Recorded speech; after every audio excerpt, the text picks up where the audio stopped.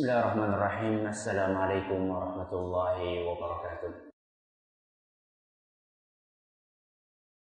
Alhamdulillahi rabbil alamin.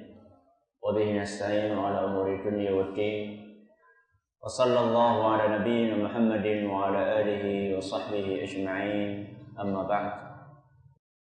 Kita panjatkan puja dan puji syukur kehadirat Allah tabaraka wa ta'ala pada kesempatan pagi menjelang siang yang sangat cerah ini, kita kembali diberi kekuatan, kesehatan, hidayah serta taufik dari Allah Jalla wa'ala, sehingga kita bisa kembali menghadiri pengajian rutin untuk mengkaji kitab Ushul Sunnah karya Imam Ahmad bin Hanbal rahimahullah. Kita berharap semoga Allah tabaraka wa ta'ala berkenan untuk melimpahkan kepada kita semuanya ilmu yang bermanfaat, sehingga bisa kita amalkan sebagai bekal untuk menghadap kepada Allah Jalla wa'ala. Amin ya rabbal alamin. Salam dan salam semoga senantiasa tercurahkan kepada junjungan kita Nabi besar Muhammad sallallahu alaihi wasallam, pada para sahabatnya, keluarganya dan umatnya yang setia mengikuti tuntunannya hingga di akhir nanti.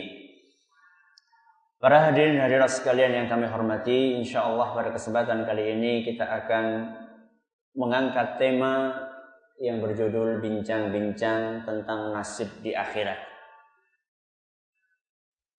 Dan pembahasan kita adalah seputar nasib di akhirat. Berarti bukan tentang pembicaraan masalah di mana? Di dunia. Jadi yang akan kita bicarakan pada kesempatan kali ini adalah bagaimana nasib manusia di akhirat. Bukan nasibnya di mana? Di dunia. Sehingga nanti kita tidak akan berbicara banyak tentang bagaimana menyikapi orang kafir di dunia misalnya. Karena orang kafir juga macam-macam. Ada orang kafir dari kalangan ahlul kitab, ada orang kafir dari kalangan murtad. Awalnya muslim kemudian keluar dari agama Islam. Ada orang kafir yang asli sejak dari lahir. Itu di dunia ada beberapa perbedaan di dalam menyikapinya, dan ini tidak akan kita bahas. Yang akan kita bahas adalah bagaimana nasib seseorang di mana? Di akhirat. Bagi yang membawa buku, silakan bukunya dibuka halaman 74. Pada kesempatan kali ini kita akan memasuki paragraf yang ke-37. Kata Imam Ahmad rahimahullah, وَمَنْ لَقِيَ اللَّهَ بِذَنْبٍ يَجِبُ لَهُ بِهِ النَّارِ تَائِبًا غَيْرَ مُصِرٍّ عَلَيْهِ فَإِنَّ اللَّهَ يَتُوبُ عَلَيْهِ وَيَقْبَلُ التَّوْبَةَ عَنْ عِبَادِهِ وَيَعْفُو عَنِ السَّيِّئَاتِ. Kata beliau, barang siapa menghadap kepada Allah dengan membawa dosa yang mengharuskannya untuk masuk ke neraka, dalam keadaan dia telah bertaubat dan tidak terus bersikukuh melakukan dosa tersebut, nasibnya apa? Sesungguhnya Allah akan mengampuninya, menerima taubat para hambanya dan memaafkan kesalahan. Dilihat baik-baik apa yang dikasih garis bawah. Inilah yang nanti akan membedakan antara poin ini dengan poin-poin berikutnya. Berarti orang ini mati dalam keadaan bawa dosa, cuman dia sudah apa? Taubat. Nasibnya, maka Allah akan mengampuni. Ini poin yang ke-37. Berikutnya kata Imam Ahmad rahimahullah di paragraf yang ke-38, "Wa man laqiyahu wa qad uqima 'alaihi haddu dzalika adh-dhanb fi ad-dunya fa huwa kaffaratuhu kama jaa'a fil khabari 'an Rasulillah sallallahu alaihi wasallam." Barang siapa menghadap kepadanya, kepada siapa? Allah, dalam keadaan telah dijatuhkan atasnya hukuman had dosa itu di dunia. Siapa yang tahu arti had? Apa arti had? Had itu adalah hukuman yang sudah ditentukan kadarnya. Hukuman yang sudah ditentukan kadarnya. Contoh, mencuri dihukum apa? Potong tangan. Itu kan sudah ditentukan kadarnya. Kemudian berzina diapakan? Dicambuk apa dirajam? Dicambuk apa dirajam? Cambuk. Dicambuk apa dirajam? Dicambuk sama dirajam. Berarti dua-duanya itu. Kasihan banget berarti. Tergantung dia itu sudah nikah atau belum. Kalau belum nikah berarti dicambuk. Kalau sudah nikah berarti dirajam. Ini kan sudah ditentukan. Kadarnya sudah ditentukan. Ini yang namanya had. Jadi barang siapa yang menghadap kepada Allah dalam keadaan sudah dijatuhkan atasnya hukuman had itu di dunia. Kalau dia berzina berarti sudah dirajam. Dirajam itu sampai mati. Dirajam itu sampai mati. Berarti dia mati dalam keadaan sudah dihukum dengan hukuman yang ditentukan oleh Allah. Maka hukuman tersebut, rajam tadi, merupakan penghapus dari dosanya. Merupakan apa? Penghapus dari dosanya, sebagaimana dijelaskan dalam hadis Nabi SAW. Berikutnya, paragraf 39. وَمَنْ لَقِيَهُ مُسِرًّا غَيْرَ تَائِبٍ مِنَ الذُّنُوبِ الَّتِي قَدْ اسْتَوْجَبَ بِهَا الْعُقُوبَةَ فَأَمْرُهُ إِلَى اللَّهِ إِنْ شَاءَ عَذَّبَهُ وَإِنْ شَاءَ غَفَرَ لَهُ. Berikutnya, barang siapa menghadap kepada Allah dalam keadaan belum bertaubat dari dosa-dosa. Kalau yang pertama tadi sudah taubat, yang kedua sudah dijatuhi hukuman, yang ketiga belum bertaubat dari dosa, yang mengharuskan dia untuk dihukum dan dia masih tetap bersikukuh melakukannya. Dia bukan hanya belum bertaubat, sampai meninggalnya dia masih suka berzina misalnya. Sampai meninggalnya dia masih suka minum khamr misalnya. Maka nasibnya bagaimana? Tergantung keputusan dan kehendak dari siapa? Dari Allah. Jika dia berkenan atau Allah berkenan, maka akan menyiksanya. Dan jika Allah berkenan, maka akan mengampuninya. Kalau boleh dikatakan nasibnya gantung. Tergantung apa yang dikehendaki oleh siapa? Oleh Allah. Beda dengan yang pertama tadi. Beda dengan yang kedua. Ini yang ketiga. Paragraf yang ke-40, kata Imam Ahmad, وَمَنْ لَقِيَهُ مِنْ كَافِرٍ عَذَّبَهُ وَلَمْ يَغْفِرْ لَهُ. Adapun yang jenis keempat, kata beliau, barang siapa menghadap kepada Allah dalam keadaan kafir. Dalam keadaan kafir. Macam-macam kafirnya. Entah kafir asli, sejak kecil sudah kafir, atau kafirnya karena murtad. Lahirnya muslim tapi kemudian murtad. Maka Allah tidak akan mengampuninya. Berarti di sini Imam Ahmad rahimahullah dalam kitabnya ini Ushulus Sunnah membagi manusia menjadi berapa? Menjadi berapa? 4. Ya, menjadi 4 jenis. 4 jenis manusia. Yang pertama adalah orang yang mati dalam keadaan sudah bertaubat dari dosanya.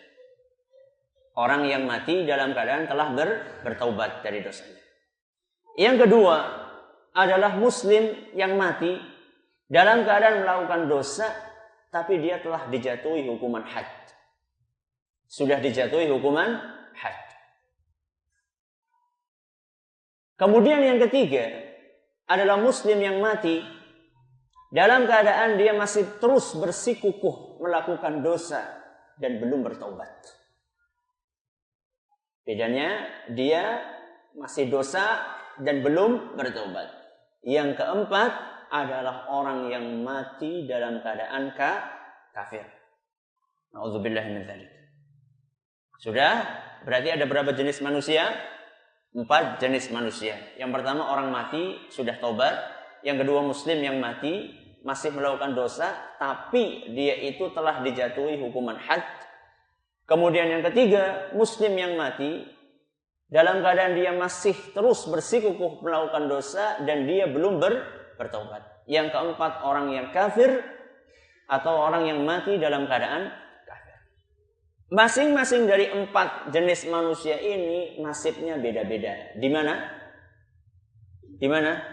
Di akhirat. Karena sekarang kita sedang berbicara tentang nasib di akhirat. Kita akan mulai dari manusia jenis yang pertama, yaitu orang yang mati dalam keadaan telah bertaubat dari dosanya. Bagaimana nasib mereka?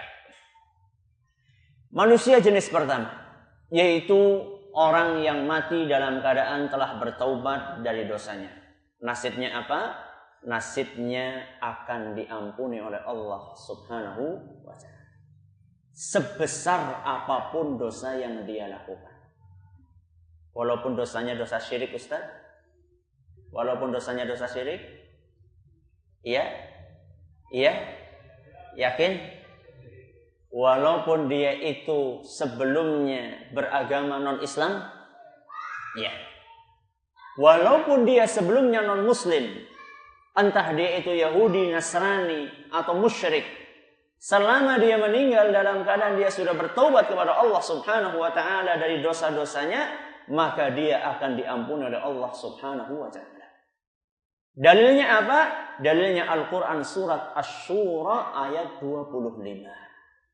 Surat Asy-Syura ayat 25. Kata Allah Subhanahu wa ta'ala, وَهُوَ الَّذِي يَقْبَلُ التَّوْبَةَ عَنْ عِبَادِهِ وَيَعْفُو عَنِ السَّيِّئَاتِ. Kata Allah Subhanahu wa ta'ala, dialah Allah yang menerima taubat dari para hambanya dan memaafkan kesalahan-kesalahan. Jadi di sini Allah Subhanahu wa ta'ala menegaskan bahwa Allah itu akan menerima taubat dari para hambanya dan akan memaafkan kesalahan-kesalahan mereka. Sebanyak apapun kesalahan yang mereka lakukan, asalkan mereka benar-benar bertaubat. Dan itu semakin dikuatkan oleh hadis Nabi SAW dalam sebuah hadis yang diriwayatkan oleh Imam Ibnu Majah, dan hadis ini dinilai hasan oleh Syekh Al-Albani. Kata Nabi SAW, "At-taibu minadz-dzambi kaman la dzamba lahu." Orang yang taubat dari sebuah dosa, maka seakan-akan dia tidak punya dosa tersebut. Jadi kalau ada orang berzina, kemudian dia bertobat, seakan-akan dia itu tidak ada bekasnya zina. Maka keliru kalau misalnya ada orang dikatakan anak haram. Ya. Orang tuanya saja kalau dia sudah bertobat, tidak berhak dia itu disemati, dijuluki sebagai pezina. Apalagi anaknya. Salah apa sih anak?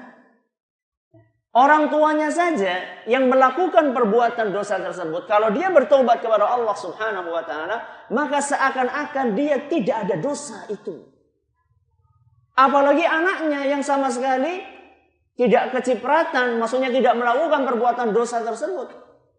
Maka keliru seandainya ada anak yang didiskreditkan atau mendapatkan diskriminasi gara-gara dia itu dulu ibunya adalah seorang pelacur misalnya, atau bapaknya adalah seorang apa, kalau laki-laki apa?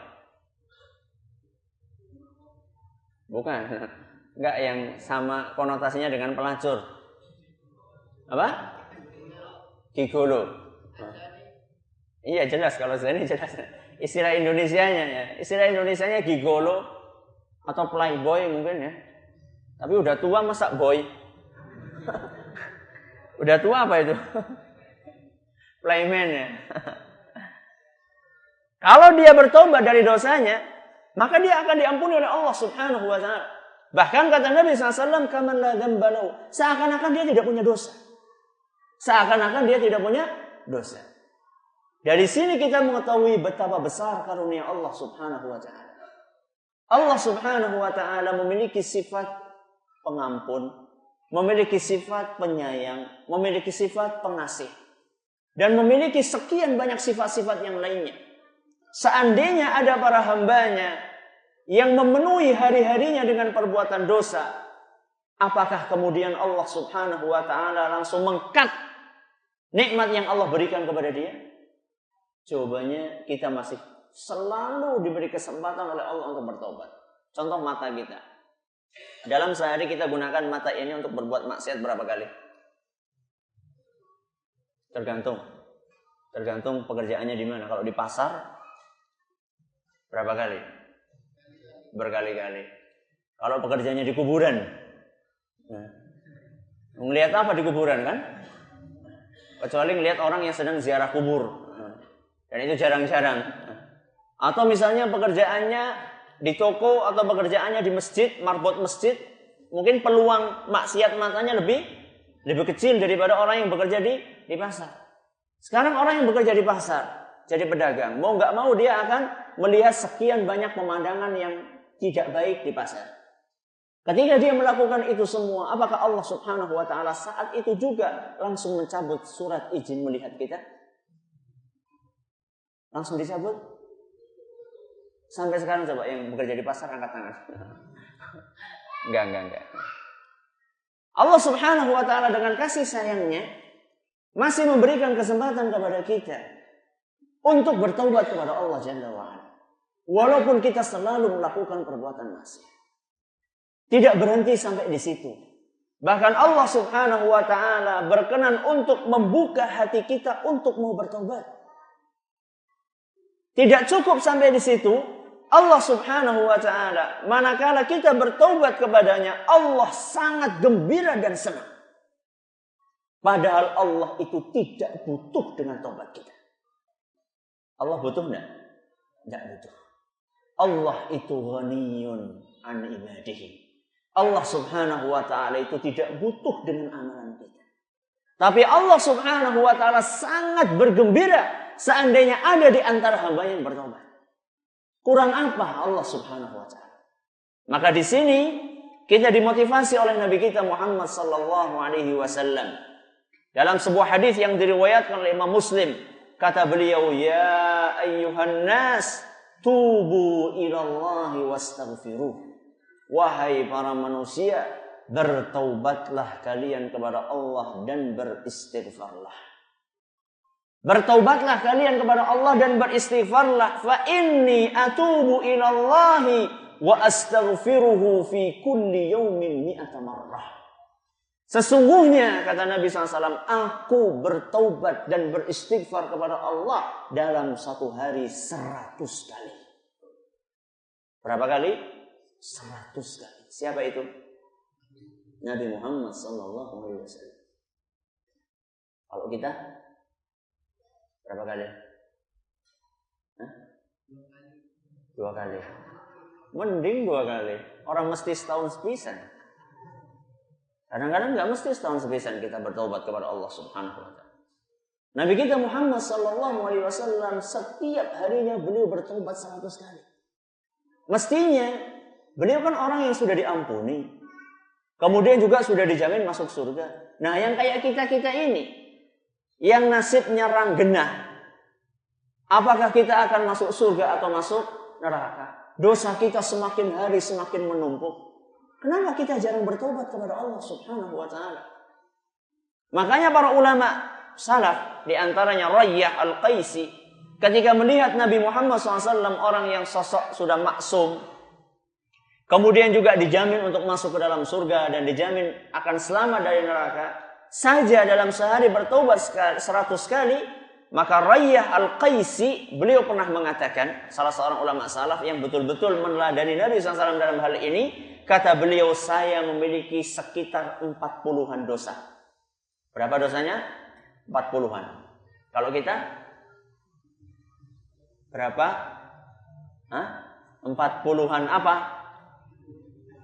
40-an ribu apa 40-an juta, tidak tahu kita. Kata Rayyah, saya memiliki sekitar 40-an dosa. Jadi dia itu selalu berusaha untuk mengintrospeksi, menghitung-hitung dosa dia. Enggak seperti kita, saking banyaknya sampai tidak bisa dihitung. Ya. Rayyah Al-Qaisi mengatakan, saya memiliki sekitar 40-an dosa. Saya hitung. Ketika melakukan dosa, saya selalu hitung. Dan setiap satu dosa dari 40 itu telah aku istighfari sebanyak 100.000 kali. Setiap satu dosa. Berarti dia sudah beristighfar berapa kali? 40 kali 100.000 berapa? Banyak. Paling gampang jawaban banyaknya. Padahal beliau dosanya 40. Tapi beliau istighfarnya setiap satu dosa 100.000 kali. Ini menunjukkan bagaimana beliau benar-benar meneladani Nabi kita Muhammad SAW. Kemudian lihat bagaimana Nabi kita Muhammad SAW memberikan teladan. Kata beliau, ya ayuhan nas, wahai para manusia, bertaubatlah kalian kepada Allah. Beristighfarlah kepada Allah. Berarti Nabi SAW sedang menyuruh umatnya, sedang memotivasi umatnya supaya bertaubat. Apakah Nabi cukup sampai di situ cuma nyuruh saja? Tidak. Setelah Nabi SAW menyuruh, beliau praktek. Praktek setelah memerintahkan orang-orang untuk bertaubat dan beristighfar, beliau praktek sendiri. Prakteknya dalam sehari beliau bertaubat berapa kali? 100 kali. Jadi seharusnya orang kalau nyuruh itu seperti itu. Apalagi ustadz, apalagi dai, apalagi mubaligh, menyuruh orang untuk sholat, ya seharusnya dia juga apa? Sholat. Masya Allah kalau di podium sangat fasih untuk mengajak orang sholat berjamaah. Untuk membawakan dalil-dalilnya luar biasa, hafal di luar kepala. Tapi giliran waktunya azan, dia masih pakai kaos oblong, kemudian apa? Dolanan perkutut, betul. Sambil pakai sarung, ote-ote.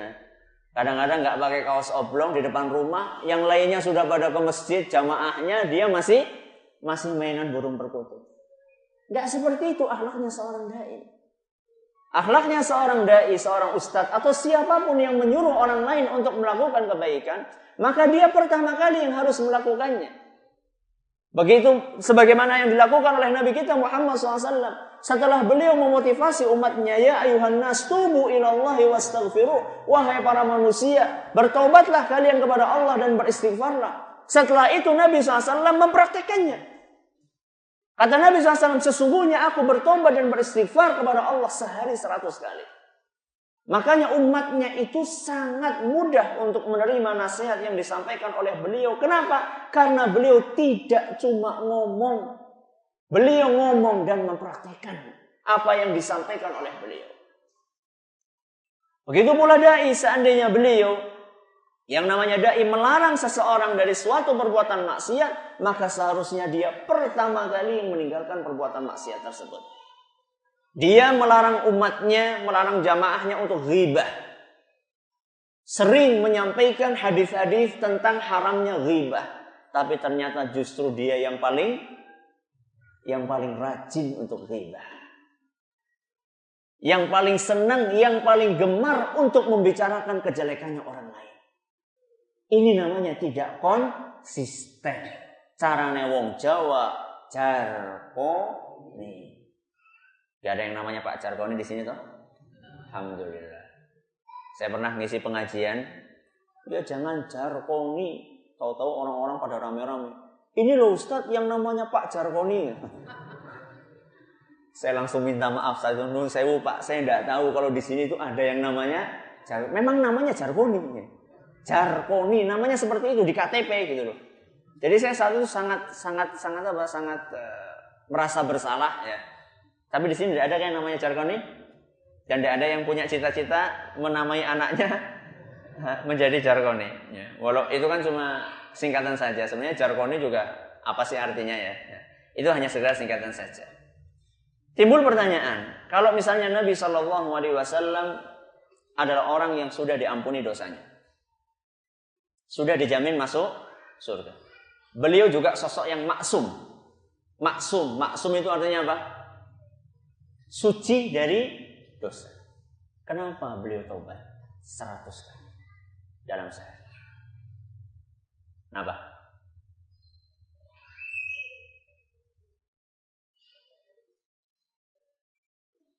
Gimana? Sebagai bentuk syukur kepada Allah. Kok bisa? Syukur kan alhamdulillah.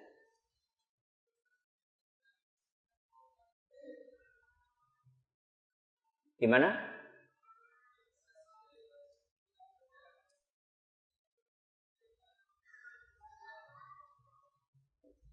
Ya, ada yang lain? Untuk memberikan pelajaran kepada umatnya. Maksudnya supaya umatnya contoh. Ya, ada yang lain? Kenapa kira-kira? Nabi sudah maksum, ngapain lagi taubat? Itu kan bahasa kita kan. Kalau kita kan wis mlebu surga ngapa salat. Itu kan kalau kita. Kalau Nabi SAW tidak. Beliau walaupun maksum, kenapa beliau tetap bertaubat kepada Allah Subhanahu wa taala? Jawabannya, taubat itu ibadah apa bukan? Ibadah apa bukan? Ibadah. Istighfar itu ibadah bukan? Ibadah. Para nabi dan para rasul adalah orang yang paling semangat untuk beribadah. Di antara bentuk ibadah mereka adalah istighfar dan taubat. Ini yang pertama. Yang kedua, seperti yang tadi dikatakan, bahwasanya Nabi SAW adalah panutan. Panutan sehingga harus memberikan teladan kepada siapa? Kepada umatnya. Sehingga kita bisa mencontoh apa yang dipraktekkan oleh Nabi SAW. Jadi beliau beristighfar dalam sehari 100 kali adalah untuk memberikan contoh kepada siapa? Kepada umatnya, yaitu kita semua. Nabi kita Muhammad SAW tidak lekang untuk beristighfar sampai di detik-detik akhir menjelang wafat beliau. Sebagaimana diceritakan oleh Aisyah radhiyallahu anha, kata beliau, yaqulu anna Rasulullah sallallahu alaihi wasallam yaqulu qabla an yamuta wa huwa musnidun ila sadriha wa asghat ilaihi wa huwa yaqul. Kata Aisyah radhiyallahu anha bahwa beliau Rasulullah sallallahu alaihi wasallam menjelang wafatnya dalam keadaan beliau bersandar di dada Aisyah radhiyallahu anha, beliau berkata, yaitu Nabi kita Muhammad sallallahu alaihi wasallam, Allahumma ghfirli warhamni. Ya Allah, ampunilah aku dan rahmatilah aku. Jadi menjelang wafatnya beliau masih beristighfar dan memohon kasih sayang dari Allah. Kemudian beliau berkata, wa alhiqni birrafiqil a'la. Ya Allah, pertemukanlah aku dengan para nabi di surga yang tertinggi. Hadis riwayat Bukhari dan Muslim. Dan ini memberikan pelajaran kepada kita supaya kita berusaha untuk terus beristighfar sehingga ngepasi taubat kita dengan kematian kita. Agar kita masuk ke dalam golongan yang pertama, yaitu orang yang mati dalam keadaan telah apa? Bertaubat. Nah, kita kan berdosa, melakukan dosa. Kadang-kadang kita bertaubatnya itu mengundur-undur taubat. Lah, engkau baiklah. Mumpung esi nom. Nanti aja lah, mumpung masih kuat. Nanti aja lah, mumpung masih kaya. Engkau nak wis kere lah, ora pelit. Sugih be pelit apa maning kere. Jadi kita berusaha untuk bertaubat kepada Allah Subhanahu wa taala setiap melakukan perbuatan dosa, supaya apa? Supaya kita ngepasi kematian kita dengan taubat. Karena kita tidak tahu kapan kita akan mati. Manakala kita senantiasa bertaubat, memperbanyak taubat kita kepada Allah Subhanahu wa taala, diharapkan manakala kita meninggal dunia, saat itu kita dalam keadaan sedang bertaubat. Tapi kalau orang-orang yang suka mengundur taubatnya, nanti, bisa jadi ketika dia meninggal dunia, dia dalam keadaan belum bertaubat. Dia merencanakanlah, taubatin kau baik berzuhur. Ternyata sebelum zuhur dia sudah mati. Makanya Nabi kita Muhammad SAW tidak pernah mengajarkan kepada kita untuk mengundur-undur taubat. Ada sebagian orang mengatakan, lah, saya sudah sering taubat, tapi melakukan dosa lagi. Taubat, dosa lagi. Isinlah, sengko baelah. Dikumpulkan dosanya terakhir bayang. Dikumpulkan apanya? Taubatnya nanti terakhir saja sebelum mati. Iya, kalau misalnya dia taubat sebelum meninggal. Kalau dia katakanlah mengundur nanti sajalah, kalau saya umurnya 61 tahun, saya akan bertobat, atau umur saya 63 tahun, insya Allah saya matinya umurnya kayak Nabi SAW, insya Allah. Ternyata dia tidak seperti itu. Ya. Maka di sini kalau misalnya ada orang yang mengatakanlah nanti saja, karena saya melakukan perbuatan dosa, tobat dosa lagi, kepada orang-orang yang seperti kita katakan bahwasanya Allah Subhanahu wa taala memiliki salah satu nama yang artinya adalah At-Tawwab. Apa artinya At-Tawwab? Maha penerima taubat. Maksudnya apa Maha penerima taubat?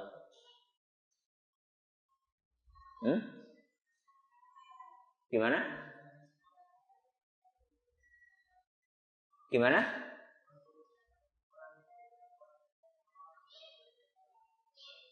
Walaupun dosanya banyak tetap diampuni. Ada makna yang lain Maha penerima taubat? Apa maksudnya Maha penerima taubat? Maha penerima taubat maksudnya apa? Walaupun dosanya dilakukan berkali-kali akan tetap diterima taubatnya. Berarti taubat sambel gitu.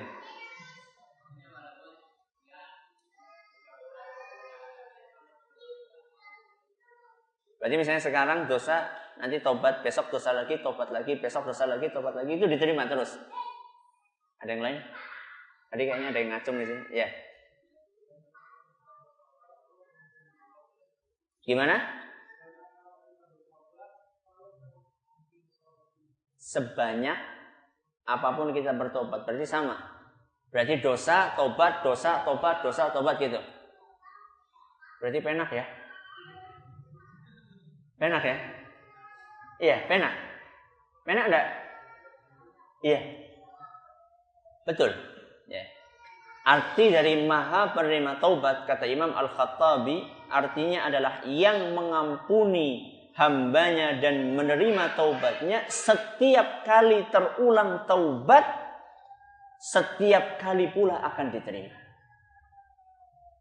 Jadi setiap kita melakukan dosa, asal setelah itu kita mau bertobat, maka Allah akan menerima taubat kita.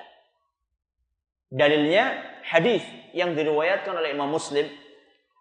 Kata Nabi SAW dalam sebuah hadis qudsi, kata Allah Subhanahu wa taala, "Aznaba 'abdun dzamban, faqala Allahumma ighfir li dzambi."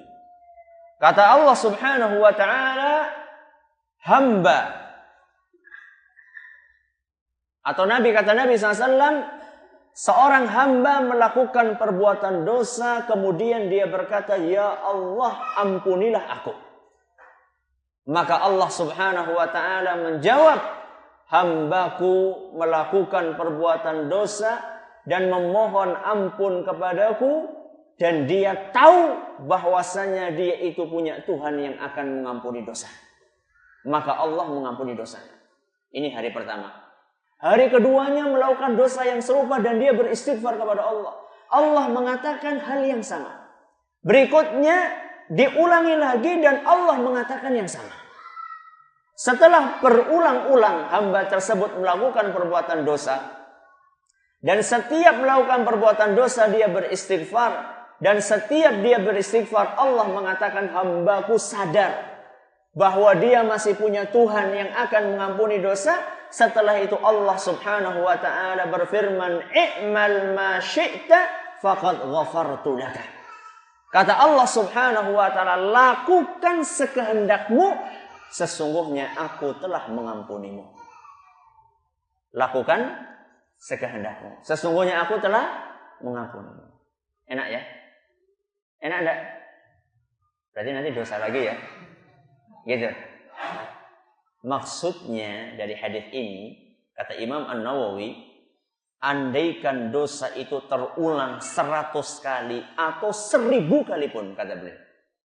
Andaikan dosa itu kita ulangi 100 atau bahkan 1000 kali pun, asal setiap kita mengulangi dosa itu, kita juga mengulangi taubat kita, dan kita serius dalam taubat kita, maka Allah akan mengampuni dosa kita.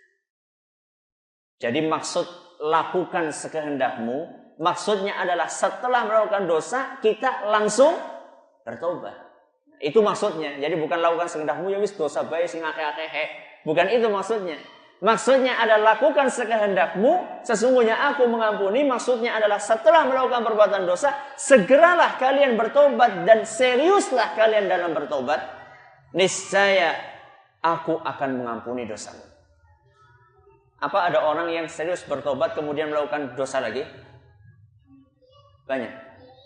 Apa itu tidak menunjukkan ketidakseriusan dia? Hah? Ada nggak orang melakukan bertaubat katanya serius? Ya Allah, saya serius tidak akan ngerokok. Serius wahai Rabbi, saya akan berhenti ngerokok.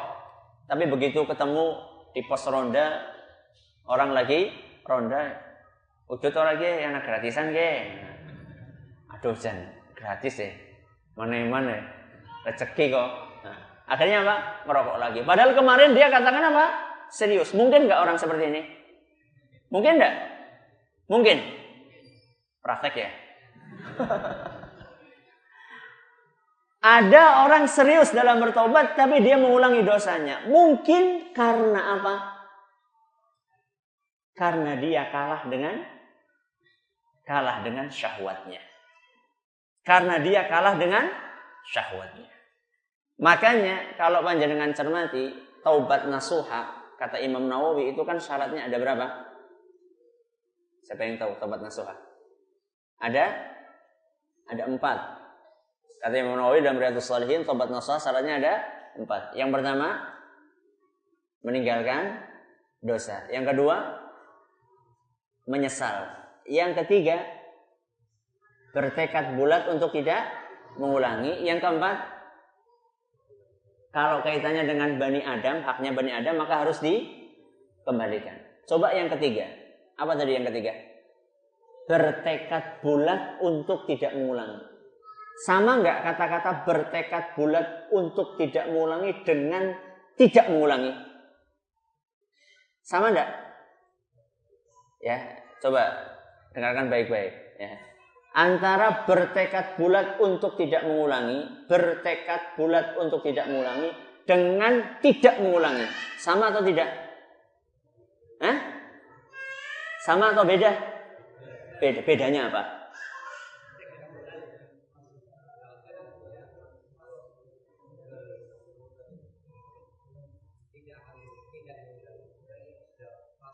Sudah paten, artinya tidak akan mengulangi. Tidak boleh mengulangi, betul-betul. Kalau bertekad itu kadang-kadang tekad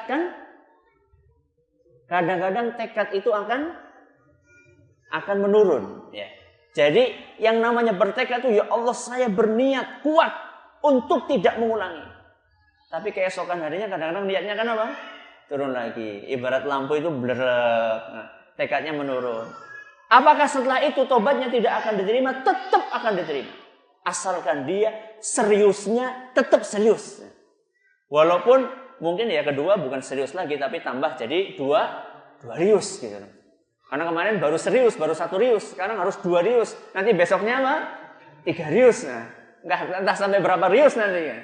Yang jelas intinya arti dari at-tawwab adalah zat yang akan menerima taubat para hambanya walaupun diulang berkali-kali. Maka supaya kita masuk ke dalam golongan yang pertama, mari kita memperbanyak taubat kita sebanyak-banyaknya agar kita mati dalam keadaan telah bertaubat dari dosa-dosa kita dan akan diampuni oleh Allah Subhanahu wa taala.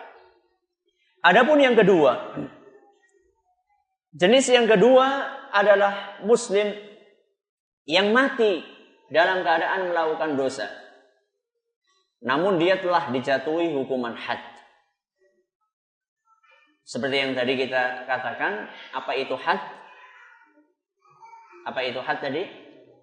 Hukuman yang telah ditentukan kadarnya di dalam agama Islam. Contohnya kayak zina, hukumannya adalah dicambuk bagi pezina yang belum menikah, kemudian rajam bagi pezina yang sudah nikah. Kenapa dibedakan?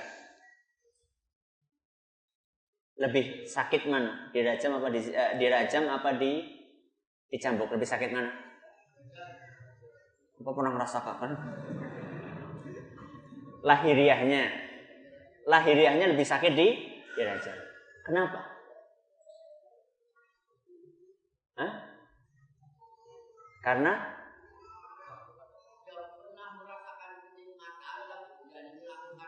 benar. Iya. Karena orang yang sudah nikah itu sudah pernah merasakan. Jadi mestinya orang penasaran banget gitu. Beda dengan orang yang belum menikah. Orang yang belum menikah masih penasaran, jadi kayak apa sih rasanya gitu. Nah, orang sudah nikah, sudah merasakan, masih berzina pula, keterlaluan. Yang lebih parah lagi, sudah tua masih berzina. Makanya maka salah satu yang azabnya sangat pedih pada hari kiamat adalah usyaimitun zani. Orang yang sudah tua renta masih berzina. Kenapa? Karena ya sudah tua dorongan apa lagi gitu loh. Kalau masih muda kan mungkin bukan wajar loh. Bukan wajar. Masih muda itu kan masih darahnya darah panas ya. Kalau sudah tua kan darahnya sudah dingin gitu loh. Kok masih berzina juga? Jadi keadaan seorang itu akan menentukan juga tingkat berat tidaknya suatu hukuman. Itu jadi dijatuhi had. Misalnya dia berzina, sudah nikah kemudian dirajam sampai mati. Atau dia mencuri kemudian dipotong tangannya. Maka orang yang seperti itu nasibnya dosanya telah dihapus dengan hukuman tersebut. Dosanya telah dihapus dengan hukuman tersebut. Jadi jatuh atau penjatuhan had atas seseorang manakala dia melakukan dosa itu akan menghapuskan dosa yang dia lakukan. Apa dalilnya?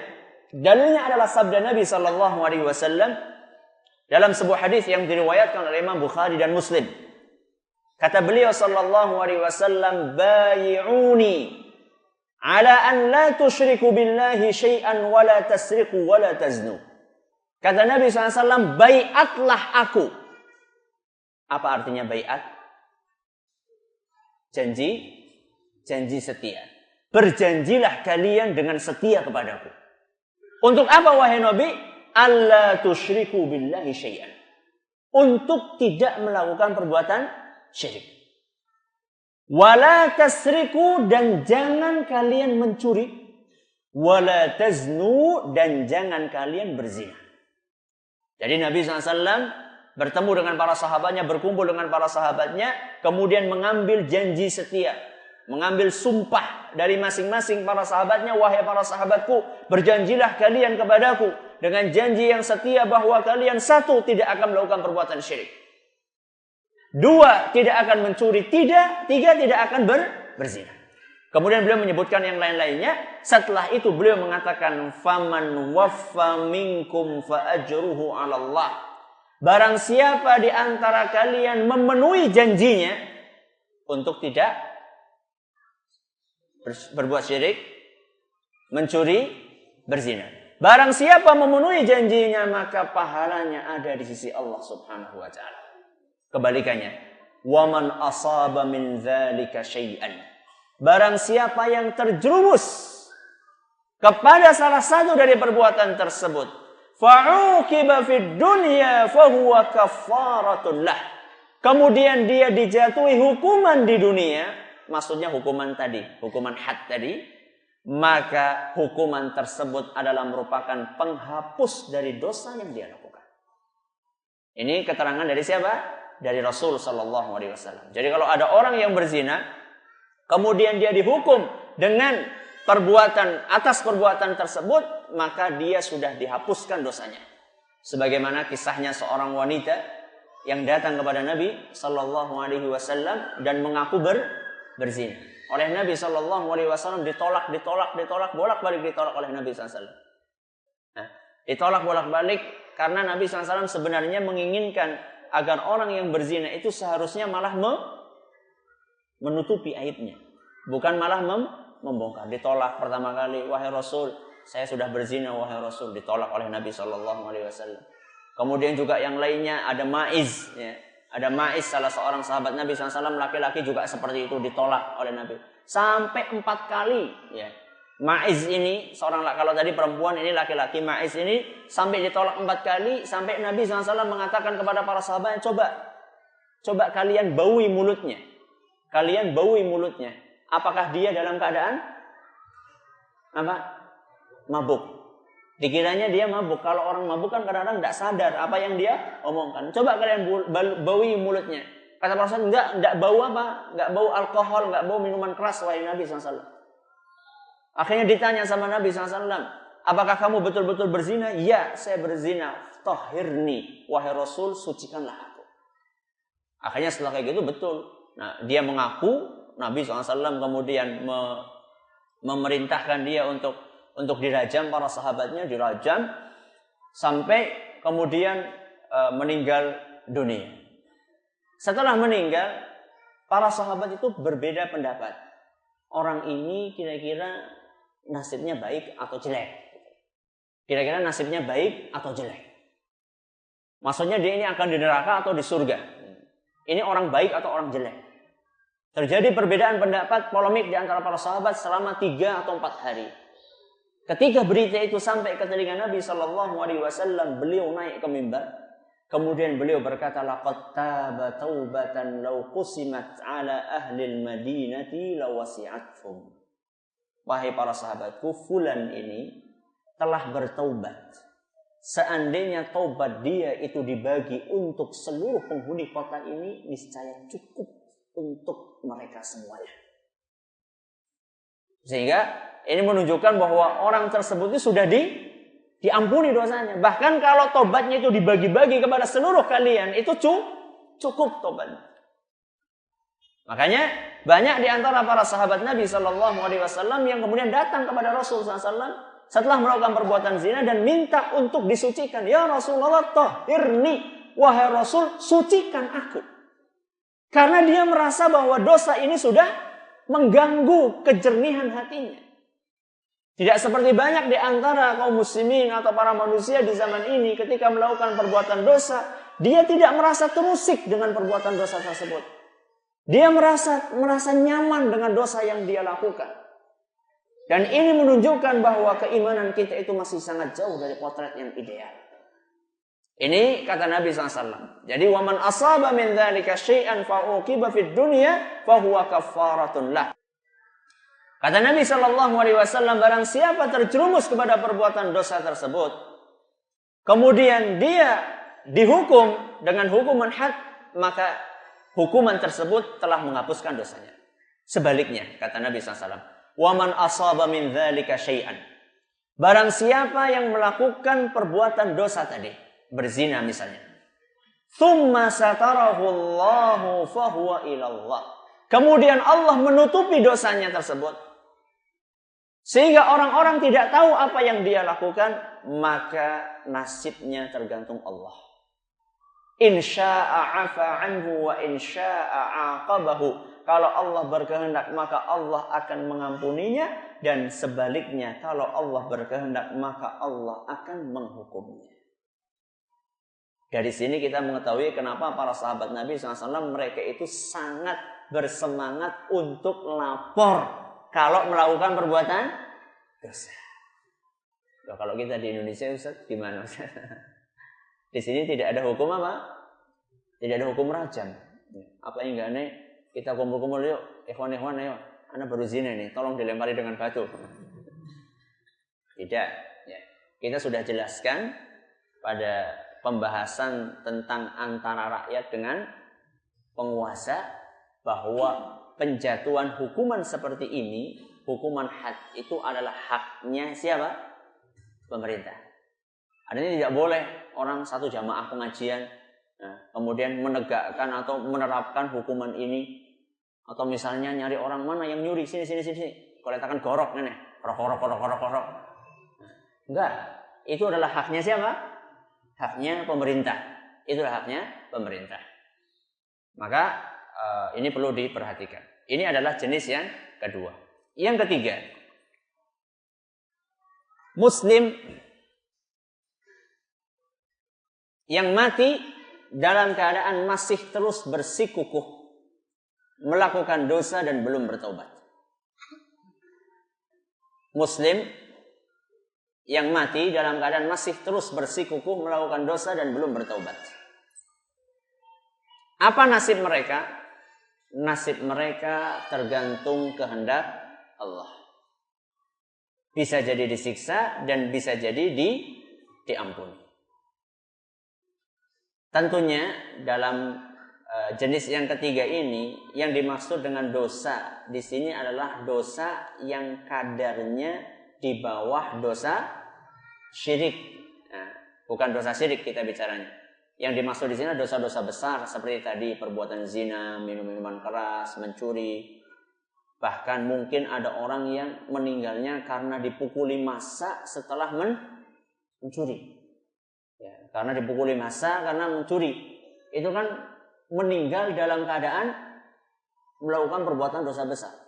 Atau naudzubillah min dzalik, ada orang yang meninggal dalam keadaan berzina. Ada kejadian naudzubillah min dzalik, orang muda dengan mudi, remaja dengan remaji berzina, kemudian Allah menakdirkan dempet. Ya, tidak bisa dilepas. Didatangkan ke dokter manapun tidak bisa copot. Dan mati dalam keadaan seperti itu. Naudzubillah min dzalik. Atau ada orang yang meninggal dunia dalam keadaan teler, saking banyaknya minum sampai mati. Ada enggak? Ada. Ya. Orang-orang yang seperti itu nasibnya kayak apa? Nasibnya kayak apa di akhirat? Nasibnya tergantung kehendak Allah. Kita sedang berbicara tentang muslim. Kita sedang berbicara tentang muslim, bukan bicara tentang orang kafir. Muslim yang mati dalam keadaan seperti itu nasibnya tergantung Allah. Bisa jadi dia disiksa, bisa jadi dia diampuni. Berarti seperti yang saya katakan, nasibnya tadi masih apa? Masih gantung. Ya. Bisa disiksa, bisa diampuni. Wah, berarti kalau kayak gitu tidak tegas itu. Hah? Iya, tidak tegas. Tegas tidak kalau kayak gitu? Apa itu tidak kontradiktif? Nanti ada sebagian orang lah, nyong milih sing diampuni lah. Nah, nyong milih ya, siapa yang menentukan diampuni tidaknya kan bukan kita, yang menentukan adalah siapa? Allah Subhanahu wa taala. Sebagian orang yang tidak memahami akidah Ahlussunnah ini, dia mengira bahwasanya ada kontradiksi di sini. Masa Allah berkehendak mengampuni, kadang berkehendak tidak mengampuni. Allah Subhanahu wa taala akan menyiksa orang tersebut dengan keadilannya. Akan menyiksa dengan keadilannya. Dan Allah akan mengampuni dengan kasih sayangnya. Kita mengetahui bahwasanya Allah itu punya nama Maha Adil, juga punya nama Maha Penyayang. Iya enggak? Allah punya nama Maha Pengadil, Maha Adil, punya nama juga Maha Penyayang. Jadi Allah manakala menghukum orang tersebut, maka Allah menghukum dengan keadilannya. Adil enggak orang mencuri dihukum? Adil enggak? Adil. Orang korupsi dihukum adil enggak? Adil. Jadi Allah manakala berkehendak untuk menghukum, maka Allah menghukum dengan keadilan yang Dia miliki. Sebaliknya, Allah Subhanahu wa taala manakala mengampuni orang tersebut, maka Allah mengampuni dengan kasih sayangnya. Jadi tidak ada kontradiksi. Tidak ada kontradiksi antara Allah bisa jadi mengampuni, bisa jadi menyiksa. Apa dalilnya Ustaz? Dalilnya bahwa Allah, orang-orang yang seperti itu, orang yang naudzubillah min dzalik meninggal dalam keadaan berbuatan zina, atau meninggal dalam keadaan minum khamr, atau meninggal dalam keadaan mencuri. Apa dalilnya orang-orang yang seperti itu masih ada kesempatan untuk diampuni oleh Allah? Dalilnya adalah Al-Quran surat An-Nisa ayat 48 dan 116. Surat apa? Ayat berapa? 48 dan 116. Kata Allah Subhanahu wa taala, "Innallaha la yaghfiru ay yushraka bihi." Sesungguhnya Allah tidak akan mengampuni dosa syirik. Wa yaghfiru ma duna dzalika liman yasha. Dan Allah akan mengampuni dosa di bawahnya syirik bagi siapa yang dikehendaki. Lihat kata-kata dosa di bawah syirik. Zina di bawah syirik enggak? Di bawah syirik. Minum khamar di bawah syirik? Di bawah syirik. Mencuri? Di bawah syirik. Semuanya di bawah syirik. Setiap dosa yang tingkatannya di bawah syirik, maka ada peluang untuk diampuni oleh Allah bagi siapa yang dikehendaki. Nah, yang jadi masalah kita dikehendaki atau tidak. Nah, maka dari sinilah kita jangan sampai kemudian mengandalkan jenis ketiga ini, enggak apa-apa lah, masih bersikukuh dosa. Kan bisa jadi diampuni. Iya, bisa jadi diampuni, tapi juga jangan lupa bisa jadi juga disiksa. Maka kita jangan mengandalkan. Dan keyakinan ini adalah merupakan ijma'. Ya. Keyakinan ini adalah merupakan ijma' para ulama Ahlus Sunnah wal Jamaah sebagaimana dinukil oleh Imam As-Sabuni, Al-Imam Al-Baghawi, Al-Imam An-Nawawi dan para ulama Ahlus Sunnah yang lainnya. Tapi mungkin nggak dia disiksa? Mungkin nggak? Mungkin. Kalau disiksa kira-kira siksaannya sama orang kafir nggak? Bareng nggak? Tingkatannya, levelnya sama nggak kayak siksaan orang kafir? Nggak. Pernah lihat ke neraka apa? Kenapa nggak sama? Ya jelas nggak sama. Karena ini adalah Muslim. Kalau itu kafir. Terus kalau sudah masuk misalnya, dia ditakdirkan termasuk orang-orang yang dimasukkan ke neraka. Dia akan di neraka selamanya? Di neraka selamanya? Tidak. Berarti dari sini kita bisa mengambil kesimpulan. Ada 5 poin. Nasib Muslim pelaku dosa besar di akhirat. Ya. Supaya lebih mudah, ya, maka saya bentuk dalam poin-poin. Yang pertama, nasibnya tergantung kehendak Allah. Ini yang pertama, tergantung apa? Kehendak Allah. Jika Allah berkehendak, maka akan mengazabnya. Dan jika Allah berkehendak, sebaliknya, maka akan mengampuninya. Ini asasnya. Ya, ini pondasinya. Jadi tergantung kehendak Allah Subhanahu wa ta'ala.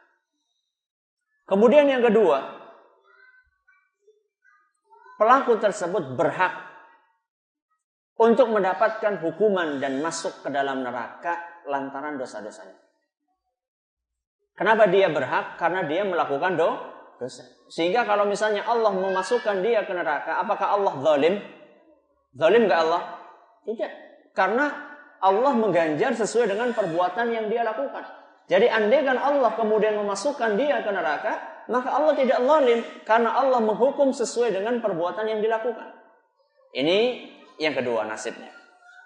Yang ketiga, apabila dia dimasukkan ke neraka, maka dia tidak akan kekal di dalamnya. Apabila dia dimasukkan ke neraka, maka dia tidak akan kekal di dalam neraka tersebut. Ini yang ketiga. Yang keempat, azab yang akan ditimpakan kepada orang tersebut tidak seperti azab yang akan ditimpakan kepada orang-orang kafir. Seperti yang tadi kita jelaskan, karena orang tersebut adalah muslim statusnya. Azab yang dirasakan oleh seorang muslim sebanyak apapun dosa yang dia lakukan, jelas berbeda dengan azab yang dirasakan oleh orang-orang kafir. Apalagi yang dirasakan oleh orang yang lebih parah dari orang kafir. Siapakah mereka? Siapakah mereka? Orang-orang munafik. Jadi kalau ditanya lebih parah mana orang kafir sama orang munafik, jawabannya adalah lebih parah orang munafik. Makanya hukumannya orang munafik itu di keraknya neraka. Innal munafiqina fid darkil asfali minan nar. Sesungguhnya kaum munafikin siksaannya, tempatnya itu di keraknya neraka. Berarti kalau masalah mending-mendingan itu masih mending orang kafir. Kalau mending lagi, mending orang Islam yang ada dosanya. Mending lagi orang Islam yang bertaubat. Orang Islam yang bertaubat sebelum dia meninggal. Ini kalau bicara mending. Makanya di sini kita mengetahui bahwasannya seorang muslim semalang apapun nasibnya masih mending dibandingkan orang kafir. Yang terakhir, pelaku dosa besar dari kalangan kaum muslimin ujung-ujungnya akan dimasukkan ke dalam surga kalau masa hukumannya di neraka sudah selesai. Ujung-ujungnya akan masuk ke surga juga. Dalilnya apa? Dalilnya hadis riwayat Bukhari dan Muslim. Kata Nabi sallallahu alaihi wasallam, "Yakhruju minan nari min qala la ilaha illallah wa fi qalbihi waznu sya'iratin min khair." Kata Nabi sallallahu alaihi wasallam, kelak akan keluar dari neraka orang yang mengucapkan la ilaha illallah dan di dalam hatinya terdapat kebaikan sebesar biji gandum. Pernah lihat gandum? Pernah lihat gandum? Bijinya kayak apa? Kayak beras, lebih kecil lagi. Kata Nabi SAW, nanti ada orang yang dimasukkan ke neraka, dia mengucapkan la ilaha illallah. Berarti ini muslim. Cuman amalannya dikit banget. Sedikitnya itu seperti biji gandum. Sedikitnya. Orang yang seperti ini akan disiksa ke neraka, cuman nanti dia akan dikeluarkan oleh Allah Subhanahu wa taala dari neraka. Nanti berarti masuk ke mana? Masuk ke surga. Berarti sama saja dengan yang sudah masuk surga sebelumnya. Jelas beda. Ada perbedaannya. Sebagaimana diceritakan oleh beberapa hadis yang sahih, bahwa orang yang terakhir masuk ke dalam neraka, orang yang terakhir dikeluarkan dari neraka untuk dimasukkan ke surga adalah seseorang yang dikeluarkan dari neraka dalam keadaan tubuhnya itu sudah menjadi arang. Sudah menjadi arang. Kemudian oleh Allah Subhanahu wa taala diceburkan ke dalam nahrul hayat. Diceburkan ke dalam sungai kehidupan. Lalu tubuhnya sedikit demi sedikit tumbuh seperti tumbuhnya tunas pohon. Tumbuh sedikit sampai utuh wujud tubuhnya, kemudian dipersilahkan masuk ke mana? Masuk ke surga.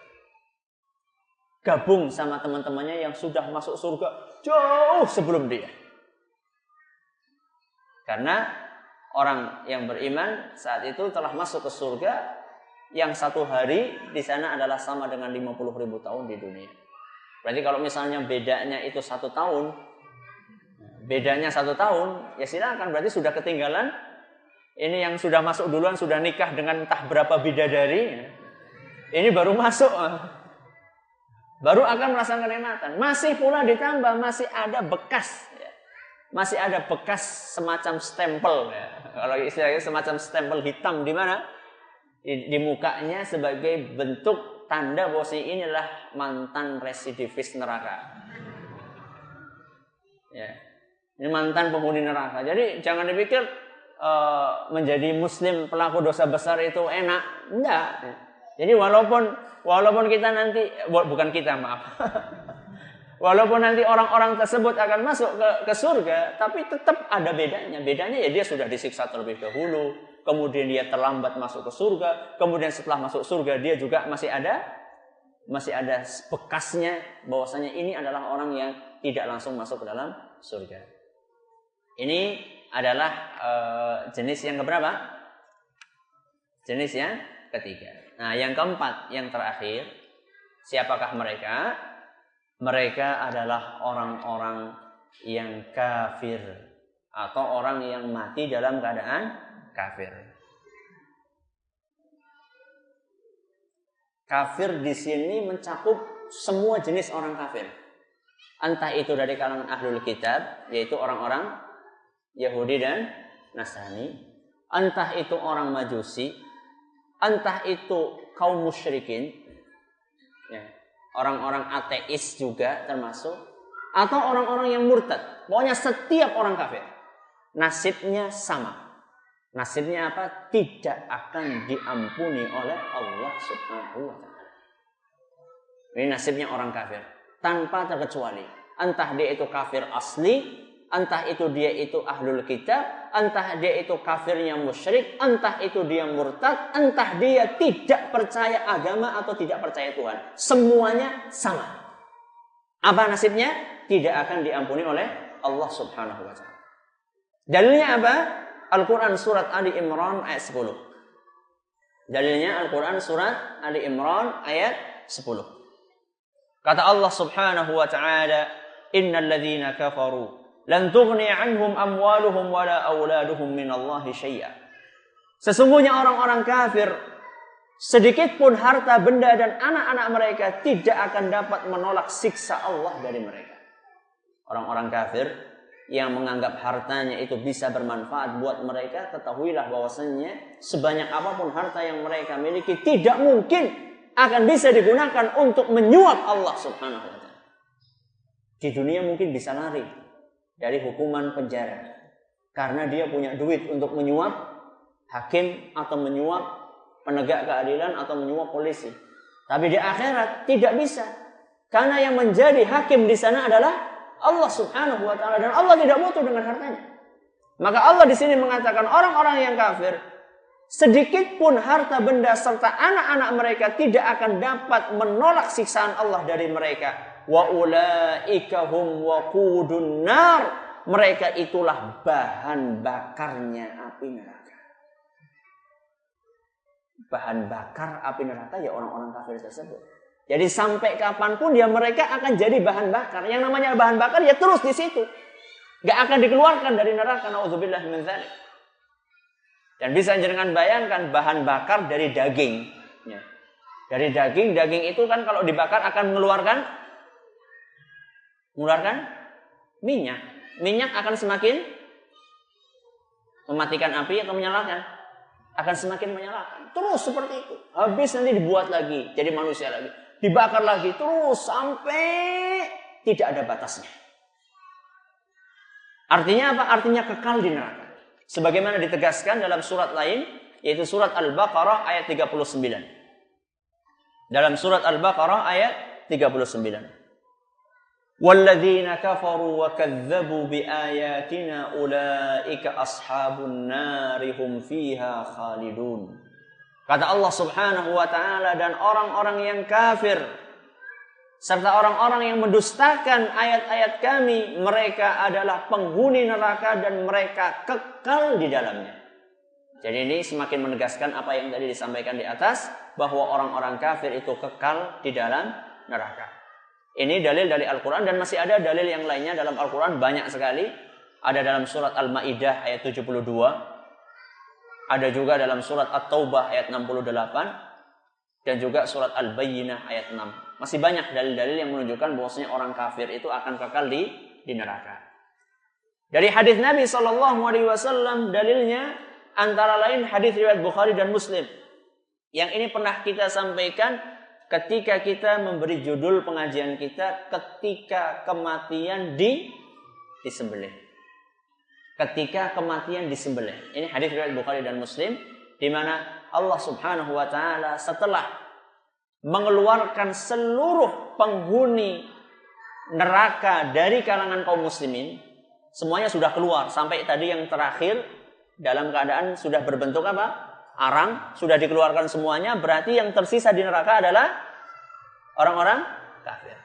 Dan semua penghuni surga sudah masuk dalam surga. Saat itu Allah Subhanahu wa taala mendatangkan kematian. Mendatangkan kematian dalam bentuk, masih ingat? Dalam bentuk domba. Mendatangkan kematian dalam bentuk domba, diletakkan oleh Allah di sebuah tempat antara surga dengan neraka. Kemudian Allah Subhanahu wa taala memanggil penghuni surga, ya ahlal jannah, wahai para penghuni surga. Saat itu para penghuni surga mereka harap-harap cemas. Kenapa kok dipanggil lagi? Kami sudah masuk ke surga, jangan-jangan kami akan dikeluarkan. Jadi kan mereka dipanggil itu dalam keadaan apa? Dalam keadaan takut. Kemudian penghuni neraka dipanggil juga, ya ahlan nar, wahai para penghuni neraka. Kalau penghuni surga dipanggil dalam keadaan khawatir, kalau penghuni neraka dipanggil dalam keadaan harapan. Wah, jangan-jangan kami akan dikeluarkan. Kemudian ditanya masing-masing, wahai para penghuni surga, tahukah kalian apa ini? Wahai para penghuni neraka, tahukah kalian apa ini? Semuanya menjawab, itu adalah kematian. Itu adalah kematian. Setelah semuanya tahu dan melihat itu adalah kematian, maka Allah Subhanahu wa taala menyembelih kematian tersebut. Yang saat itu Allah wujudkan dalam bentuk domba. Kemudian mati sudah mati. Mati sudah mati. Artinya kematian sudah tidak ada lagi. Ketika melihat seperti itu, maka penghuni surga semakin senang dan gembira. Karena apa? Karena mereka dulu sebelum kematian disembelih, mereka masih ada rasa khawatir. Jangan-jangan kami ada masa habisnya.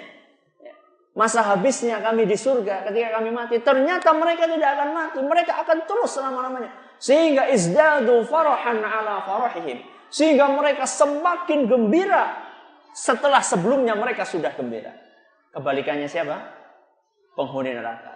Penghuni neraka fazadu huznan ala huznihim. Penghuni neraka itu sudah sedih, tambah sedih lagi. Karena mereka kemarin masih mengharap bahwa siksaan ini akan ada habisnya manakala kami mati. Ternyata mati sudah mati. Jadi dari sinilah kemudian para ulama menyimpulkan bahwa orang kafir itu akan masuk ke neraka selama-lamanya dan tidak akan pernah keluar darinya. Dan ini adalah ijma' Ahlus Sunnah wal Jamaah sebagaimana dikatakan oleh Imam Abu Al-Hasan Al-Asy'ari dan juga para ulama yang lainnya. Dan ini perlu kita jelaskan karena ada sebagian orang di zaman ini yang mulai meragukan. Masa sih ya enggane kayak Lady Diana masa mlebu neraka? Iya kan biasanya kan. Makanya naudzubillahi min dzalik ketika Lady Diana meninggal dunia, ada di antara kaum muslimin di Indonesia yang sholat ghaib. Sholat apa? Ghaib. Nyolati siapa? Lady Diana. Kenapa? Karena menurut mereka, sebagaimana yang diberitakan di media massa, menurut mereka ini adalah wanita yang baik, peduli kepada anak-anak miskin dan seterusnya. Tapi tidak ada bukti atau fakta yang jelas bahwa Lady Diana ini sudah masuk dalam agama Islam. Selama orang itu masih kafir, maka dia tidak akan pernah dikeluarkan oleh Allah dari neraka. Kalau orang kafir dan dia kafir, tidak diampuni oleh Allah, boleh nggak kita mendoakan dia? Itu namanya tidak beradab. Tidak beradab sama siapa? Sama Allah. Allah mengatakan tidak akan aku ampuni, kemudian kita minta, ya Allah ampuni. Itu kan namanya apa? Tidak beradab sama Allah. Allah sudah menghukum ini tidak akan aku ampuni. Kok kita ngotot, ya Allah ampuni dia? Ini namanya tidak beretika sama Allah Subhanahu wa ta'ala. Bahkan ada sebagian orang yang lain yang mengatakan, terutama orang-orang liberal, las, kok nek padane wong Islam tok sing mlebu surga yang kok kekeselan boleh arep nyapu nang surga. Surga itu luas kan tadi. Jadi surga itu bukan cuma punya orang Islam. Apa enggane kok arep nyapu dhewekan karena kasih kesempatan kepada orang-orang non-muslim untuk masuk surga supaya kita enggak kecapean nyapu surga katanya. Nauzubillah min dzalik, perkataan-perkataan seperti itu. Ya. Inilah prinsip. Kita harus paham ini prinsip ya. Kita meyakini ada sebuah prinsip. Jadi kalau ada orang kafir meninggal dunia, maka nasibnya adalah di akhirat kekal di dalam neraka. Ya. Ini kalau orang sudah meninggal. Tapi kalau orang kafir masih hidup, ini beda. Kalau orang kafir masih hidup, berarti masih ada peluang untuk bertaubat. Makanya kalau ada orang kafir masih hidup, kita tidak boleh langsung vonis kamu pasti masuk ke neraka selama-lamanya. Belum tentu. Karena apa? Karena bisa jadi dia nanti akan bertaubat. Tapi kalau orang kafir sudah mati, orang kafir sudah mati, dia jelas-jelas mati dalam keadaan melakukan kekafiran atau mati dalam keadaan kafir, maka dia dihukum sebagai orang yang akan kekal di dalam neraka. Walaupun siksaan mereka itu bertingkat-tingkat. Ya, orang kafir itu siksaannya tidak sama. Sesuai dengan kadar dosa yang mereka lakukan. Karena ada orang kafir yang berusaha untuk menghalangi manusia dari agama Allah. Ada orang kafir yang sekedar kafir buat diri dia sendiri. Sekarang kan ada orang kafir yang membunuh umat Islam, ada orang kafir yang tidak membunuh orang umat Islam. Lebih parah mana? Orang kafir yang membunuh umat Islam. Makanya siksaan mereka juga berkelas-kelas. Sebagaimana Allah sebutkan dalam Al-Quran, surat An-Nahl ayat 88. Dalam surat An-Nahl ayat 88, Allah Subhanahu wa taala berfirman, "Alladzina kafaru wa saddu an sabilillahi zidnahum 'adzaban fawqal 'adzab." Orang-orang yang kafir dan menghalangi manusia dari jalan Allah, maka kami akan tambahkan kepada mereka siksaan di atas siksaan. Jadi orang kafir plus menghalangi orang dari agama. Jadi dosanya lipat ganda. Pertama dia dosa kafir, yang kedua dosa menghalangi orang dari jalan agama. Maka siksaannya akan dilipat gandakan oleh Allah Subhanahu wa taala. Berarti orang yang cuma kafir saja, kafir kok cuma? Orang yang kafir kemudian tidak menghalangi orang dari agama Allah, maka siksaannya lebih ringan daripada orang kafir yang menghalangi orang dari jalan Allah. Dan juga di antara dalil yang lainnya yang menunjukkan bahwasanya orang kafir itu siksaannya bertingkat-tingkat adalah sabda Nabi SAW dalam Bukhari dan Muslim. Kata beliau, sesungguhnya inna ahwana ahlin nari adzaban yaumal qiyamah, sesungguhnya siksaan orang penghuni neraka yang paling ringan. Berarti kalau ada kata-kata siksaan paling ringan, berarti masih ada siksaan yang parah. Berarti siksaan itu bertingkat-tingkat. Adalah la rajulun yudha'u fi akhmasi qadamaihi jamratan min nar yaghli minhuma dimaghuhu, adalah orang yang di bawah kedua telapak kakinya diletakkan bara api sampai mengakibatkan otaknya mendidih. Ini siksaan yang paling apa? Yang paling ringan. Siksaan yang paling ringan adalah orang yang diletakkan di bawah kedua telapak kakinya bara api hingga otaknya mendidih. Siapakah dia? Dialah pamanda Nabi kita Muhammad sallallahu alaihi wasallam, Abu Thalib. Itu siksaan orang kafir yang paling ringan. Nas'alullah as-salamu wal afiyah. Semoga Allah menyelamatkan kita semua dari siksaan api neraka. Allahumma amin. Jadi kesimpulannya ada berapa jenis? 4. Masih ingat enggak? Kesimpulannya ada 4 jenis, ya. 4 jenis manusia. Siapakah mereka? Mereka adalah yang pertama, orang yang mati dalam keadaan telah bertaubat dari dosanya. Bagaimana nasib mereka? Akan diampuni oleh Allah. Yang kedua, muslim yang mati dalam keadaan melakukan dosa namun telah dijatuhi hukuman had, maka hukumannya merupakan penghapus dari dosanya. Yang ketiga, muslim yang mati dalam keadaan masih bersikukuh melakukan dosa dan belum bertaubat, nasibnya tergantung kehendak dari Allah. Kalau Allah berkehendak mengampuni maka akan diampuni. Kalau Allah berkehendak menyiksa maka akan disiksa. Yang keempat, orang yang mati dalam keadaan kafir, orang yang seperti ini maka nasibnya tidak akan diampuni oleh Allah Subhanahu wa ta'ala. Saya kira cukup sampai di sini. Terima kasih atas perhatiannya. Mohon maaf atas segala kekurangannya. Kita tutup dengan membaca Subhanakallahumma wa bihamdika asyhadu an la ilaha illa anta astaghfiruka wa atubu ilaik. Assalamualaikum warahmatullahi wabarakatuh.